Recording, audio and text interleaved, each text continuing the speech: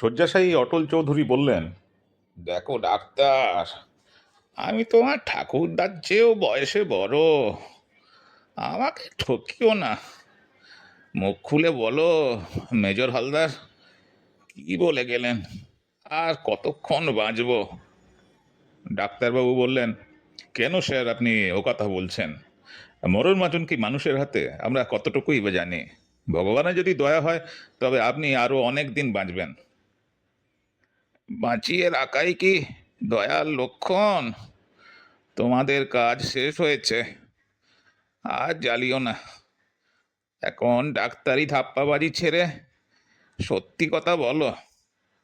মরবার আগে আমি মনে মনে একটা বোঝাপড়া করতে চাই। বেশ তো, এখন করুন না। 10 বছর আগে করলেই বা দোষ কি? তুমি ডাক্তারি শিখেছ, বিজনেস শেখোনি। আরে, বছর শেষ না হলে কি সালতামামি হিসেব নিকেশ করা যায়? ঠিক মরবার আগেই জীবনের লাভ লোকসান খাতাতে চাই, অবশ্য যদি জ্ঞান থাকে। এমন সময় পুরুত ঠাকুর হরিপদ ভট্টাচার্য এসে বললেন, কর্তাবাবু, প্রায়শ্চিত্তটা হয়ে যাক, মনে শান্তি পাবেন। কেন বাপু? আমি কি মানুষ খুন করেছি, না পরস্ত্রী হরণ করেছি, না চুরি ডাকাতি, জাল জুয়া চুরি আর মাদুলির ব্যবসা করেছি?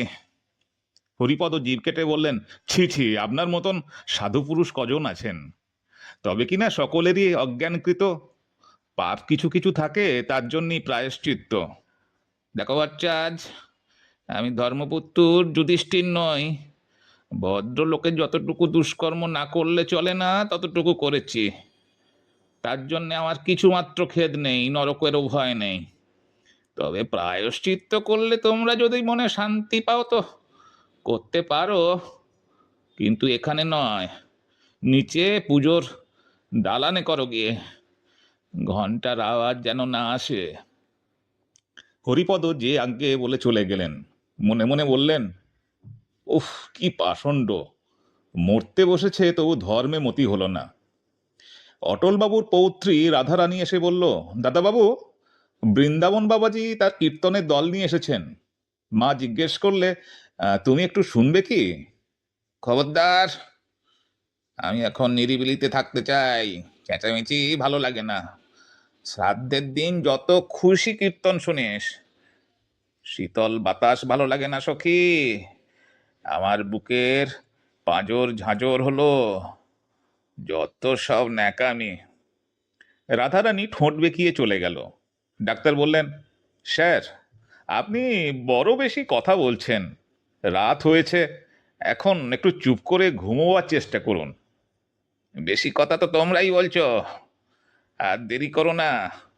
যা জিজ্ঞেস করছি তার স্পষ্ট উত্তর দাও। ডাক্তার তার স্টেথোস্কোপের নল চটকাতে চটকাতে বললেন, 2-4 ঘন্টা হতে পারে, 2-4 দিনও হতে পারে, ঠিক বলা অসম্ভব। ইঞ্জেকশনটা দিয়ে দিই, আপনি অক্সিজেন শুঁকতে থাকুন, কষ্ট কমবে। যথাকর্তব্য করে ডাক্তার অটলবাবুর বিধবা পুত্রবধূকে বললেন, হুঁশিয়ার হয়ে থাকতে হবে, আজ রাত বোধহয় কাটবে না। নার্সোর ঘরে থাকুক, আমি এই পাশের ঘরে রইলুম। অটলবাবু অত্যন্ত হিসেবি লোক। আজীবন নানা রকম কারবার করেছেন। তার বয়স 80 পেরিয়েছে। শরীর রোগে অবসন্ন, কিন্তু বুদ্ধি ঠিক আছে। মরণ আসন্ন জেনে তিনি মনে মনে ইহলোকের ব্যালেন্স শিট এবং পরলোকের একটা আন্দাজি প্রসপেক্টস খাড়া করবার চেষ্টা করতে লাগলেন। অটলবাবুর মনে পড়ল বহুকাল পূর্বে কলেজে পড়বার সময় মৃচ্ছকটিকের একটি শ্লোক তার ভালো লেগেছিল। শ্লোকটার অর্থ হচ্ছে, দুঃখ অনুভবের পরে সুখ শোভা পায়, যেমন ঘোর অন্ধকারে দেবদর্শন। কিন্তু যে লোক সুখ ভোগের পর দরিদ্রতা পায়, সে শরীর ধারণ করে মৃতের ন্যায় জীবিত থাকে। অটলবাবু ভাবলেন, ভুল, মস্ত ভুল। তিনি প্রথম ও মধ্যজীবনে বিস্তর সুখভোগ করেছেন, কিন্তু শেষ বয়সে অনেক দুঃখ পেয়েছেন। তাকে স্ত্রী পুত্রাদি আত্মীয় বিয়োগের শোক এবং ব্যবসায় বড় রকম লোকসান সইতে হয়েছে। সর্বশান্ত না হলেও তিনি আগের তুলনায় দরিদ্র হয়েছেন। বয়স যত বাড়ে, সময় ততই ছোট হয়ে যায়। অন্তিমকালে অটলবাবুর মনে হচ্ছে তার সমস্ত জীবন মুহূর্ত মাত্র। সমস্ত সুখ দুঃখ তিনি একসঙ্গেই ভোগ করেছেন এবং সবই এখন স্পষ্ট হয়ে উঠেছে।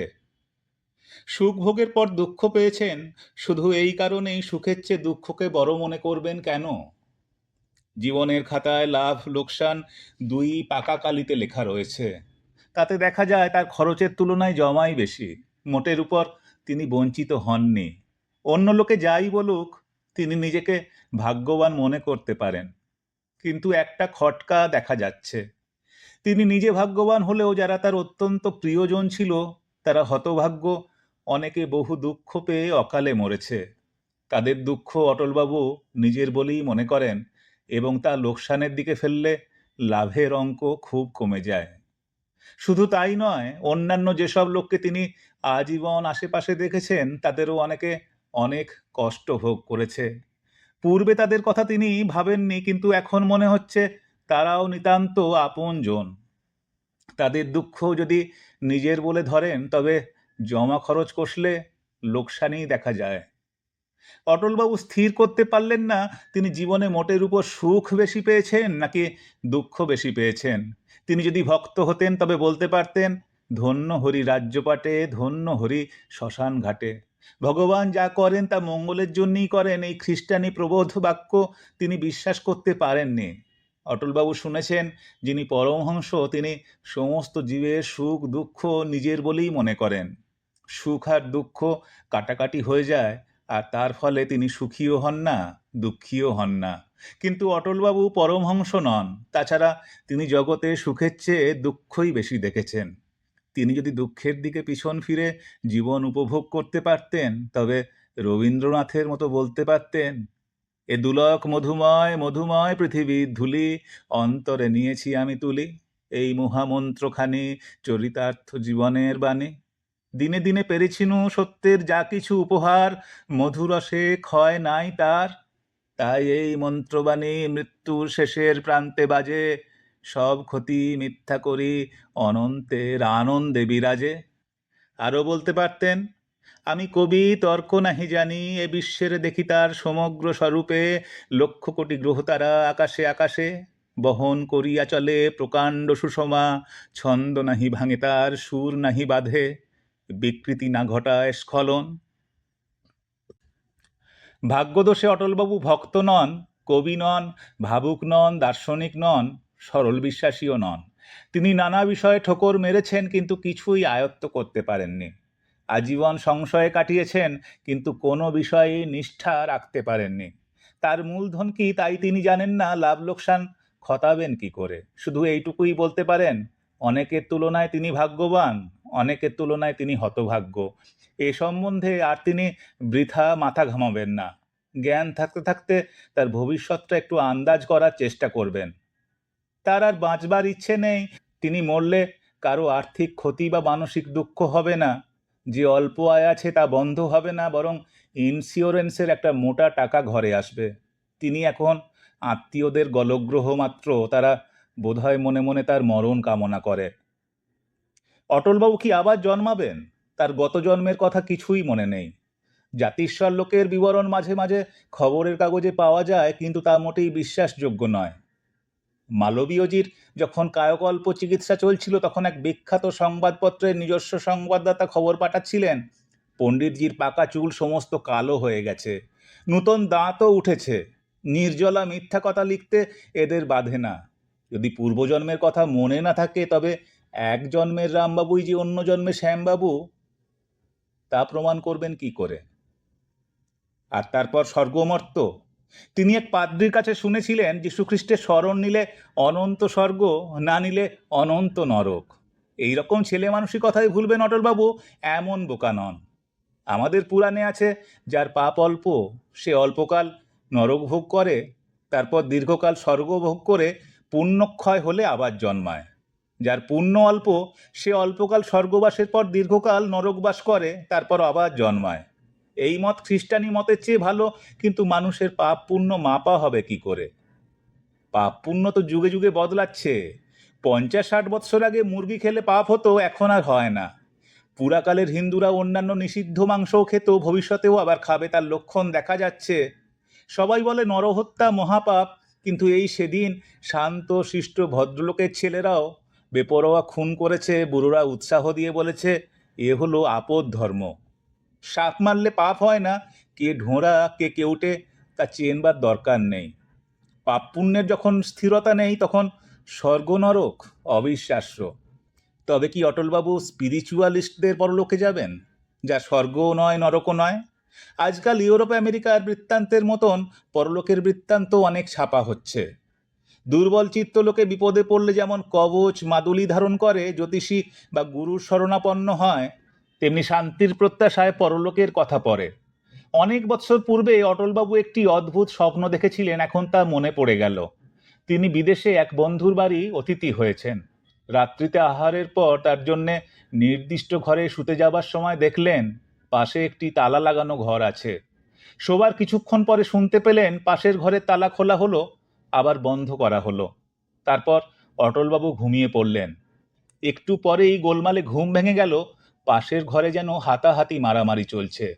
অনেক রাত পর্যন্ত এইরকম চলল। অটলবাবু ঘুমোতে পারলেন না। পরদিন বাড়ির কর্তা তাকে বললেন, আপনার নিদ্রার ব্যাঘাত হয়েছে, তার জন্য আমি বড় দুঃখিত। ব্যাপার কি জানেন, আমার একটি ছেলে অল্প বয়সে মারা যায়। তার গর্ভধারিণী রোজ রাত্রে থালা ভর্তি করে তার জন্য ওই ঘরে খাবার রাখেন, কিন্তু ছেলে খেতে পায় না। তার পূর্বপুরুষরা দল বেঁধে এসে খাবার নিয়ে কারাকারি করেন। এই স্বপ্নের কথা মনে পড়ায় অটলবাবু একটি বিভীষিকা দেখলেন। মনে হলো তার বাবা বলছেন, অটল প্রণাম কর, এই ইনি তোর পিতামহ, ইনি প্রপিতামহ, ইনি বৃদ্ধ প্রপিতামহ, ইনি অতি বৃদ্ধ, ইত্যাদি ইত্যাদি। অটলবাবু দেখলেন তার বংশের অসংখ্য ঊর্ধ্বতন স্ত্রী পুরুষ প্রণাম নেবার জন্যে সামনে কিউ করে দাঁড়িয়ে আছে।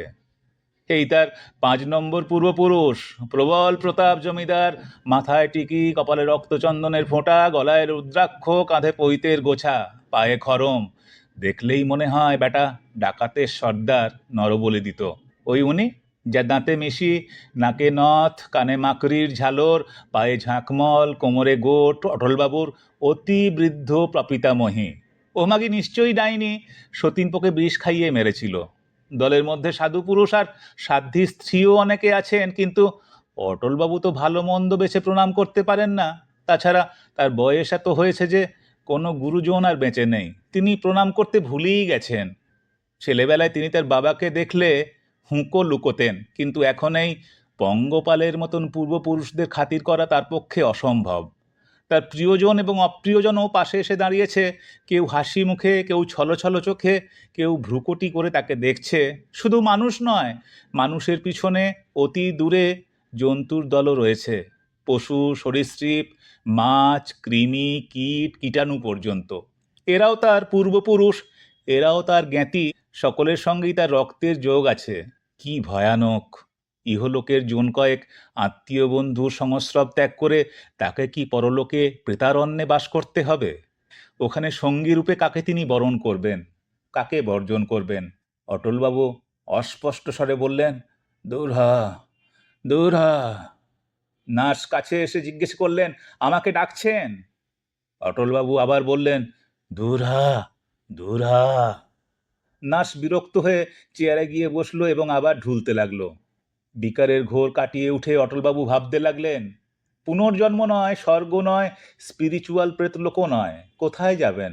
মৃত্যুর পর দেহ পঞ্চভূতে মিলিয়ে যায়, দেহের উপাদান পৃথিবীর জড়বস্তুতে লয় পায়, মৃত ব্যক্তির চেতনাও কি বিরাট বিশ্ব চেতনায় লীন হয়? আমি অটল চৌধুরী, এই বোধ কি তখনও থাকবে? অটলবাবু আর ভাবতে পারেন না, মাথার মধ্যে সব গোলমাল হয়ে যায়। শেষ রাত্রে অটলবাবুর নারী নিঃশ্বাস আর বুক পরীক্ষা করে ডাক্তার বললেন, ঘণ্টাখানেক হলো গেছেন। আশ্চর্য মানুষ, হরিনাম নয়, রামধুন নয়, কিছুই শুনলেন না। ভদ্রলোক লাভ লোকসান কষতে কষতেই মরেছেন। বোধহয় হিসেব মেলাতে পারেননি, দেখুন না ভ্রু এখনো একটু কুঁচকে রয়েছে। পুত্রবধূ বললেন, তা বেশ গেছেন, নিজেও বেশি দিন ভোগেননি, আমাদেরও ভোগাননি, চিকিৎসার খরচও তো কম নয়। অটলবাবুর কাগজপত্র ঘেঁটে দেখে তার পৌত্র বললেন, বুড়ো ঠকিয়েছে, যা রেখে গেছে তা কিছুই নয়। অনুরক্ত বন্ধুরা বললেন, একটা ইন্দ্রপাত হলো। এমন খাঁটি মানুষ দেখা যায় না। তিনি স্বর্গে যাবেন না তো যাবে কে? কি বলেন দত্তমশাই? হারাধন দত্তমশাই পরলোক বিশেষজ্ঞ, যদিও পরলোক দেখবার সুযোগ এখনো পাননি। তিনি একটু চিন্তা করে বললেন, হুম, স্বর্গে যাওয়া তো সহজ নয়। দরজা খোলা পাবেন না। উনি যে কিছুই মানতেন না। অ্যাস্ট্রাল প্লেনেই আটকে থাকবেন ত্রিশঙ্কুর মতন। হরিপদ ভট্টাচার্য মনে মনে বললেন, তোমরা ছাই জানো, পাষণ্ড এতক্ষণে নরকে পৌঁছে গেছে। অটলবাবু কোথায় গেছেন তা তিনিই জানেন, অথবা তিনিও জানেন না।